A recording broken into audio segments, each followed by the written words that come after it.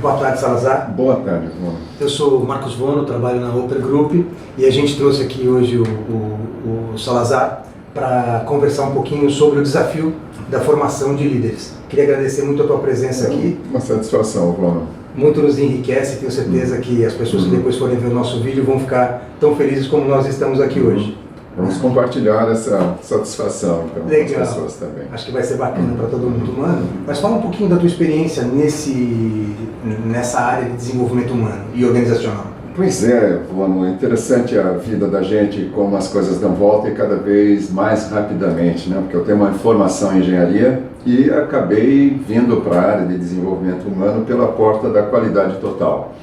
E que lá eu percebi que não bastava ter um bom projeto, uma boa ideia, se a gente não tiver uma boa capacidade de relacionamento interpessoal, de construir bons acordos com as pessoas, de buscar o melhor, mas de modo que isso nos satisfaça. Então percebi o valor cada vez mais, e hoje a gente nota o valor das relações humanas. Claro que nós precisamos trabalhar com tecnologia e tudo mais, mas as relações humanas. E eu acabei entrando para essa área com muita satisfação e aprendendo muito. É uma área inesgotável de aprendizado. Né? Há quantos anos atrás, Salazar?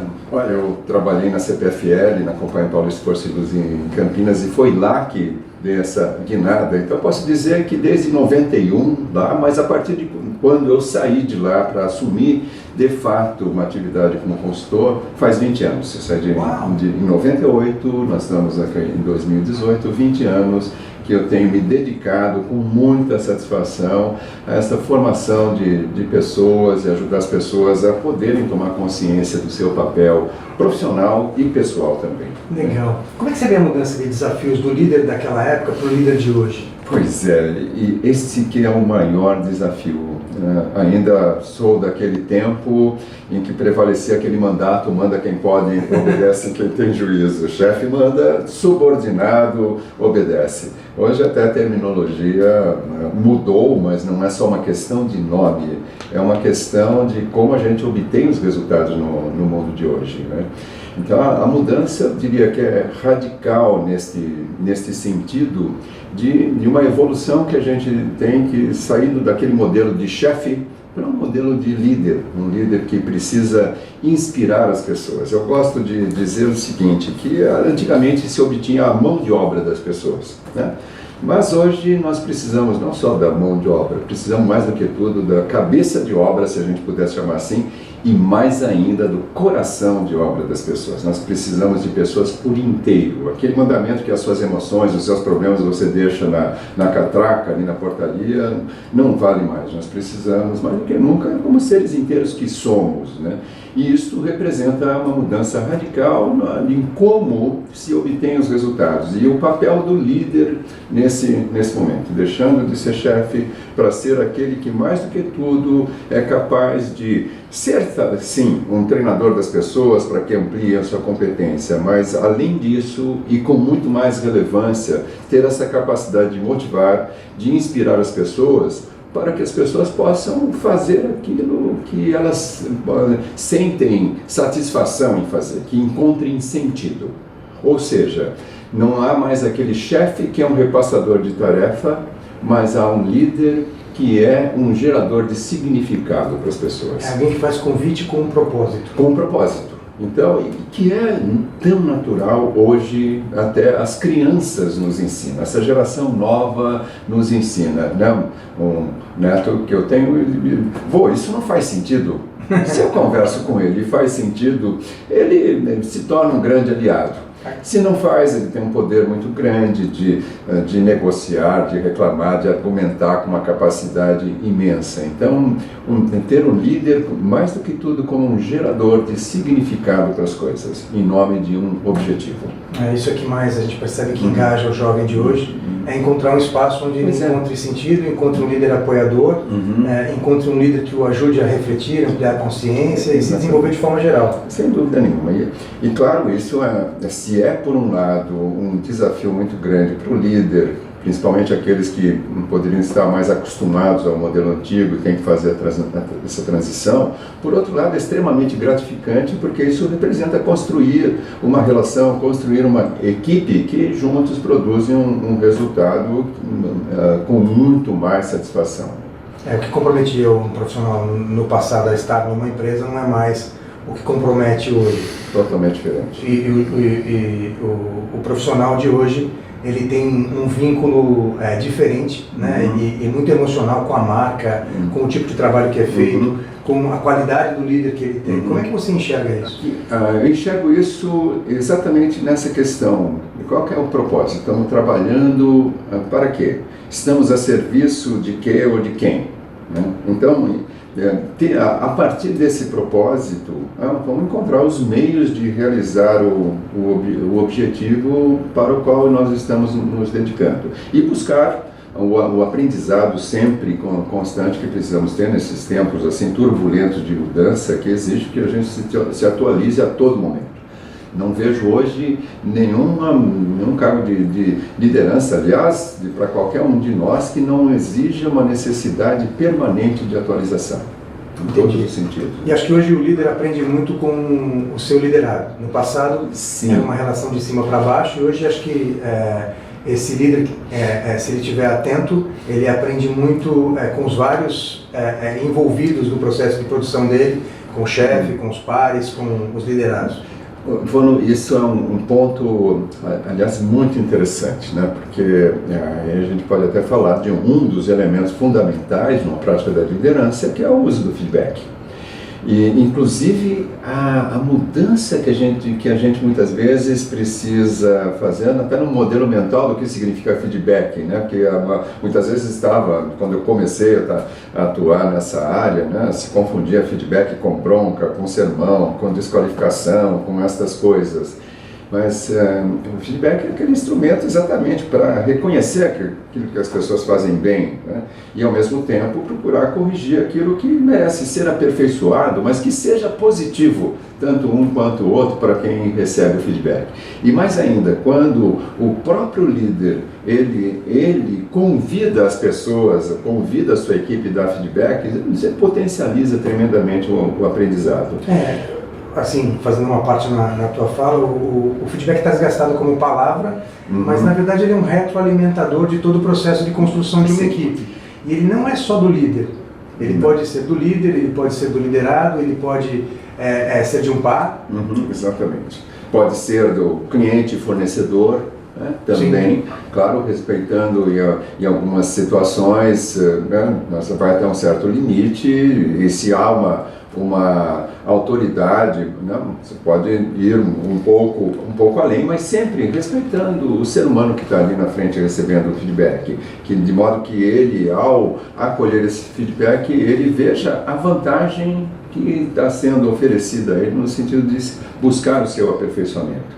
Então, qual é a intenção de quem dá o feedback e como aquele que recebe o feedback toma para si, se apropria disso para a sua evolução. E isso, a troca acaba sendo tremendamente fértil para todo mundo. Legal. Você citou mão de obra aí, né? E não há muito tempo atrás, as empresas eram linhas de produção, mesmo as empresas de serviço, onde o indivíduo tinha um papel específico, exclusivo, e tinha um comportamento, desde a vestimenta até como falar, com quem falar, que hora falar, né? O comportamento era todo. Hoje, são profissionais que buscam se realizar no mesmo espaço. A empresa busca esse profissional para realizar o seu intento estratégico, os seus objetivos estratégicos, e esse indivíduo procura a empresa como um campo de atuação onde ele possa realizar o seu talento. Como que você vê isso hoje nas empresas? Porque ainda existe um descontentamento muito grande dos colaboradores com a maneira com que as organizações lidam com ele enquanto talento, enquanto ser humano. Sim, é claro que ainda a gente vê muita gente, e faz todo sentido, em busca de um emprego né, que trocar a sua força de trabalho, se a gente pudesse chamar assim, por um salário que possa garantir a sua sobrevivência, o seu bem-estar. Mas é isso que tem mudado, né, nesse sentido de um profissional buscar uma empresa em que ele possa perceber ali que há uma identidade de propósito, há uma identidade dos seus valores pessoais também. E vice-versa, a empresa também buscar um profissional que esteja aderente ao seu propósito e aos seus valores. Isso que a gente tem percebido nessa transição. E, de fato, essa geração mais jovem, eles são muito, eu poderia dizer, rigorosos na busca desse propósito. E não tem limite em relação à capacidade de realização quando estão em total sintonia com esse propósito. Entendi. E como você percebe, né? Quando eu trabalhei muitos anos na área de educação, e mesmo as melhores universidades não preparam verdadeiramente líderes, né? Uhum. Como é que você vê o papel da educação organizacional, educação corporativa, para esse preparo, para a formação desse jovem, desde lá da base dele, quando ele entra no estágio, quando ele vira um assistente, um analista? Como é que você vê hoje o papel das organizações na oferta de educação corporativa? Fono, tem uma coisa que é o seguinte, né? Evidentemente um profissional para os dias de hoje ele tem que dominar uma série de recursos que não existiam no passado, particularmente os recursos relativos à tecnologia de informação. Então, os processos e sistemas estão informatizados, hoje precisamos saber nos conectar através dos diferentes meios. Porém, e muito da educação tem se voltado a oferecer estas ferramentas modernas, de modo que as pessoas sejam mais ágeis, que saibam dominar essa tecnologia. Porém, tem algo que este sim é o grande desafio, que às vezes não é percebido com a mesma intensidade, que não podemos jamais prescindir da questão do relacionamento humano, da autopercepção, de investir na relação entre as pessoas, no ambiente que seja propício a que as pessoas possam sentir a cooperação como algo que alavanca os resultados de todos e é um gerador de bons negócios. Então, o grande desafio que a gente nota hoje é exatamente que não deixar que o uso da tecnologia impeça exatamente um resgate daquilo que a gente tem na essência. Não precisamos mais do que nunca resgatar essa busca da essência, resgatar aquilo que, eu diria até na minha infância, meus pais e muito mais as gerações anteriores tinham, né, de conversarem, de colocar a cadeira na calçada e conversarem e fazer dessa conversa um alinhamento, que pudessem falar das suas semelhanças e falar também das suas diferenças sem brigar, né? Como a gente tem visto hoje nas redes sociais. A tecnologia é fantástica, porém, que uso se faz dessa tecnologia? Ela serve para nos aproximar, mas muitas vezes serve para nos dividir também quando as pessoas não aprofundam as questões. Gosto de usar uma frase que um amigo meu falou há anos atrás, de que ele fala: será que nós não podemos discordar fraternalmente?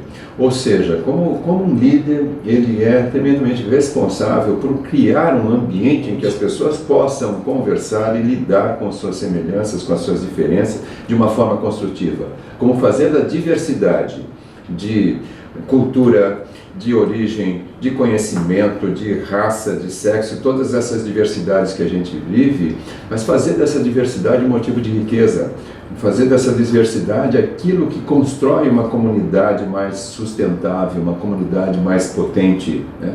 Então, essa é a grande arte que nós precisamos estar atentos. Então, que conversas que o líder está tendo, não somente aquelas que absolutamente necessárias para chegar de uma maneira efetiva ao seu resultado, que tem tem a ver com o retorno que a produção está tendo, tem a ver com os processos, com a melhoria dos processos, mas aquelas conversas também que toquem e que permitam que as pessoas externem os seus sentimentos, como estão, seus valores, suas perspectivas, suas diferenças também, para que se sinta pertencente a um grupo que faz parte daquele objetivo dentro da organização. Em alguns programas de treinamento que eu conduzo, de vez em quando eu uso a figura do Bernardinho e do que aconteceu na última Olimpíada. Antes, ele era um técnico, ele é uma pessoa altamente impactante, né? E ele falava com a sua equipe numa postura que parecia agressiva e a equipe respondia muito bem, né? Dados os resultados todos que essa equipe teve, né? Na última equipe que ele dirigiu, ele estava na Olimpíada e ele traz uma informação. Eu tive que mudar porque minha equipe não respondia mais daquela maneira e eu tenho que incentivá-los de forma diferente. Eu, como líder, precisei mudar. Como é que você enxerga essa história de um líder pasteurizado, né? Que trata todas as pessoas que são diferentes e quer comprometê-las e quer apoiar a motivação delas, sendo o mesmo líder para todo mundo? Exato. Eu acredito que o líder se faz no contexto onde ele está, na cultura onde ele se encontra, e ele pode ser muito bom até numa empresa e não ser noutra, pode ser bom numa região e não ser noutra, mas aí um bom líder é aquele que pode ter a flexibilidade, a resiliência, a capacidade de perceber o contexto e poder se adequar sem deixar de ser si mesmo. Pelo contrário, de usar a sua plasticidade, né, de comportamentos para poder ter uma adequação. E hoje a gente pode encontrar exemplos de líderes que encontraram esse caminho de construir excelentes relações. Podemos até aqui citar um livro publicado recentemente por um autor que foi CEO da empresa Electro, que atende fornecimento de energia elétrica em uma parte do estado de São Paulo, em Mato Grosso do Sul, e que escreveu um livro chamado Felicidade dá Lucro. Né? E desde o princípio de sua função de gestão, procurou privilegiar as relações e conseguiu um resultado extraordinário. Né? Já escreveu um segundo livro que está aí nas estantes da livraria. E tantos outros líderes que a gente tem visto aí que estão reencontrando esse caminho de cultivar boas relações interpessoais para poder gerar bons resultados, de modo que a pessoa sinta satisfação naquilo que está fazendo. O momento global é bastante complexo, né? E as pessoas estão, no Brasil, por exemplo, passando um momento muito difícil. A economia está num momento muito difícil, as pessoas seguram os seus trabalhos, os seus empregos com a maior força possível, e a gente tem visto que em alguns segmentos especificamente as empresas passaram a ser espaços onde psicologicamente as pessoas adoecem, e aí o papel do líder é quase sempre fundamental para o equilíbrio de uma situação como essa. Como é que você enxerga? Como é que é possível mudar isso, Salazar? Acho que a questão é exatamente usar um atributo humano que a gente tem desde os primórdios da humanidade, e não é colocá-lo em uso com mais intensidade, que é a nossa capacidade de escuta. E quando falo capacidade de escuta, não estou falando do ouvido, né? Ouve quem não é surdo, escuta quem presta atenção, escuta quem busca compreender o significado que o outro está dizendo, escuta quem percebe qual que é o pressuposto que o outro tem, né? E isso quer dizer, significa dedicar-se a uma compreensão maior do outro, que começa por uma compreensão de si mesmo também. Então, eu e muitos outros que têm estado aí, parceiros de trabalho, que têm se dedicado a essa questão de formação de lideranças, têm percebido que a liderança começa com o líder de si mesmo. Como a pessoa está ao encontro, se escuta no sentido de perceber os seus propósitos, seus objetivos, seus desafios, os seus valores principalmente, a questão de ter uma aprendizagem, como ele está cuidando não só dos seus pensamentos, cuidando dos seus sentimentos e cuidando até da sua saúde integral e cuidando da sua ética. Né? Digo que a liderança começa no encontro com a sua ética pessoal, para construir uma ética. E disso nós, aqui no Brasil particularmente, eu acho que hoje, mais do que nunca, né, nós temos um terreno muito fértil para poder perceber o que significa uma liderança sem ética, que estamos vendo aí, lideranças que a gente nunca imaginaria estar em empresas aí, que estão recebendo assim, a sua penalidade por condutas inadequadas, mas temos visto também um conjunto cada vez mais crescente de líderes que têm dado esse exemplo de ética, olhando, antes de tudo, para o seu propósito, fazendo do seu propósito o direcionador daquilo que ele pode fazer no negócio, extrapolando muito simplesmente os resultados da sua empresa, mas percebendo o impacto disso na sociedade, no meio ambiente, no futuro, na comunidade da qual ele faz parte. Eu creio que esta consciência é uma consciência crescente, mas que precisa estar permanentemente também sendo trabalhada e aperfeiçoada. Não sei se você concorda comigo, eu vejo que há uma geração de líderes que está saindo do mundo do trabalho, abrindo espaço para líderes mais jovens, olhando para as startups, né, como a gente chama, as empresas que estão nascendo aí, a gente vê jovens que constroem projetos que, além do resultado, querem deixar um legado, querem trazer um ensinamento social. Como é que você vê isso? Como é que você vê essa mudança dentro das organizações, o conflito de gerações entre líderes, né, mais jovens e líderes que têm uma visão talvez mais... vou chamar de tradicional para não encontrar um outro adjetivo. Isso pode ser, como você bem falou, um conflito, quando cada um fica preso à sua geração, mas pode ser, por outro lado, uma enorme oportunidade quando cada um se dispõe também a aprender um com o outro. Legal. Sem dúvida nenhuma. Eu digo, a experiência daqueles que estão há mais tempo, e a experiência não por fazer a mesma coisa, mas a experiência por dedicar todos esses anos a um aprendizado e se abrir, isso tem muito a contribuir com essa população mais jovem, exatamente no sentido de passar a sua percepção da importância das relações humanas, de como a gente pode conversar melhor. E, por outro lado, quanto esse jovem dominam esses recursos modernos e tem essa ousadia, tem essa vontade para fazer acontecer, a criatividade, não estão isentos daqueles modelos mentais que nos impedem de ver certas coisas. Então, tem sido muito maravilhoso ver quando esta junção, né, da experiência com esta vontade da juventude, esta garra da juventude entram em colaboração. E acho que um grande papel da liderança é exatamente promover isto. É claro que isso é um desafio, porque são muitos desafios superpostos que a gente vê. Você tem desafios da tecnologia, desafios aí na economia, tem desafios nos processos, tem desafios intergeracionais, e tudo isso com uma velocidade crescente.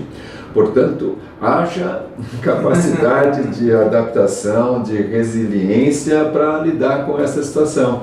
Porém, na medida que as pessoas encontram um ambiente fértil para fazer isso, em que podemos reduzir significativamente os egos e a questão dos julgamentos, de olhar o outro pelo negativo, mas até usando um olhar positivo, sair da questão de problema para sair para a solução, sair daquele olhar de encontrar o culpado para poder nos responsabilizar por buscar o melhor para resolver as coisas. Então, este olhar positivo tem sido podemos dizer, uma tônica muito grande, né, que pode ajudar a liderança a poder agir com muito mais eficácia em todas as dimensões da liderança. Salazar, então, finalizando, né, aqui o nosso encontro, a nossa conversa, quando a gente olha para uma organização que tem esse desafio, então, de atrair, de formar líderes, né, de escolher seus líderes, né, o que tem que estar no radar? das lideranças que são responsáveis pela liderança organizacional? Bom, vou até responder essa pergunta usando de um exemplo de um programa que eu fiz anos atrás, para uma faculdade de engenharia, e eles queriam trabalhar o currículo do engenheiro, e a pergunta era: o que precisa ter o engenheiro do futuro? Então nós reunimos ali mais de 50 pessoas, alunos, ex-alunos, professores, empresários, etc., né? Até uma forma de colher da percepção das pessoas, foi muito interessante. E no final, nós agrupamos tudo aquilo que foi produzido nesse evento em 4 grandes blocos. Primeiro, ele precisava entender do seu negócio, da engenharia. Isso nós podemos expandir para qualquer profissional, né? Precisa entender do negócio, o que ele está fazendo ali, né? Se é alguém de finanças, alguém de produção, de manutenção, de marketing, recursos humanos, ele precisa entender do seu negócio. Precisa ser tecnicamente competente. Tecnicamente competente. Segundo lugar, ele precisa ter uma visão de mundo, né? Que também está relacionado a compreender o negócio, mas compreender num contexto muito amplo, porque hoje, nesse mundo globalizado, qualquer coisa que aconteça, né? A gente vê aí empresas que, num instante, acabam com negócios já seculares, porque inovaram. Então, tem que ter uma visão de mundo no sentido da tecnologia, da economia, da política, o que está acontecendo. Que pode impactar aquela empresa. Claro, sem dúvida nenhuma. Compreender o ambiente onde ele se encontra. Em terceiro lugar, precisa ter uma boa capacidade de gestão. Não por necessariamente até ocupar um cargo de gestão, de liderança, mas todos precisam gerenciar no mínimo um projeto. Mas principalmente quem tem uma função de liderança tem que ter uma capacidade de gestão, ou seja, de conseguir articular os recursos para chegar àquele resultado pretendido com mais eficácia, que lhe dê o maior retorno. Quarto lugar, uma boa capacidade de relacionamento interpessoal. Saber conversar, saber construir acordos, investir em conhecer as pessoas com quem ele se relaciona, de modo a praticar um jogo ganha-ganha. Esse trabalho foi feito há cerca de 20 anos. Hoje eu poderia talvez acrescentar um outro aspecto aqui, tendo em vista a velocidade que a gente está percebendo nas mudanças, que é ter uma grande capacidade de compreender as mudanças e a inovação e ser um agente de mudança, né? Então a flexibilidade nesse cenário todo ser um agente de mudança, né? E portanto precisamos sem dúvida inovar em todos os aspectos, não só com relação à tecnologia que está aí, precisamos lançar a mão dela, mas inovar nas relações, inovar na própria liderança, na forma de exercer a liderança, ser um catalisador, ser um catalisador, mais do que aquele que está lá para ter os seus seguidores nas suas decisões, mas construir soluções junto com a equipe, construir soluções junto com os clientes também. E isso representa muito essa capacidade de poder rever até seus modelos mentais. Por isso eu digo que não pode ficar de fora de jeito nenhum uma formação de liderança, é a pessoa compreender o que significa ser um líder de si mesmo, antes de tudo, para ser um líder de pessoas e ser um líder de uma organização, seja ela uma empresa, seja uma ONG, seja uma organização que precisa apresentar um resultado, ou seja, até um gestor público que tanto nós estamos precisando para poder fazer uma gestão produtiva e que leve, mais do que isso, em consideração a sociedade em que estamos vivendo, né? Então, ir além do resultado que a empresa precisa dar, mas ter um compromisso também com a comunidade, um compromisso com o ambiente, que é um compromisso com o futuro e, em última instância, do próprio planeta. Hoje é importante para uma organização que ela seja abraçada pela sociedade, né? Quando ela é rejeitada, a gente já sabe os resultados disso. Se eu puder fazer uma brincadeira aqui e sumarizar, eu acho que o que você falou é que o líder deve ser aquele que forma protagonistas organizacionais. Sim. Pessoas que, da hora que chegam na sua organização até a hora que vão embora no final de um dia ou no final de um mês, conseguiram produzir de forma alinhada os resultados que a organização está buscando, né? Exatamente. Queria agradecer muito esse nosso bate-papo, porque é sempre um presente, é um momento ímpar, né? Estar contigo e aprender com esses anos todos aí de trabalho, de estudos, de aplicação. É sempre uma pena que são sempre gotas de conhecimento, de experiência que você traz para a gente. Mas a gente tem outras alternativas para que você esteja em contato com as pessoas. Em breve a gente vai falar aí dos programas que a Upper vai oferecer em parceria contigo. E a gente está lisonjeado de tê-lo aí como parceiro estratégico. Super obrigado, Salazar. Não tem do que, né, Ivona, que essas gotas, como você representou, sempre estragam aquela essência daquilo que é significativo e faz diferença, né? Como um bom remédio, um bom perfume e aquilo que realmente também representa aquela plantinha que a gente cultiva para poder fazer uma sociedade melhor. Que seja transformador para quem possa aprender com isso. Super obrigado. Muito obrigado. E até uma próxima. Até.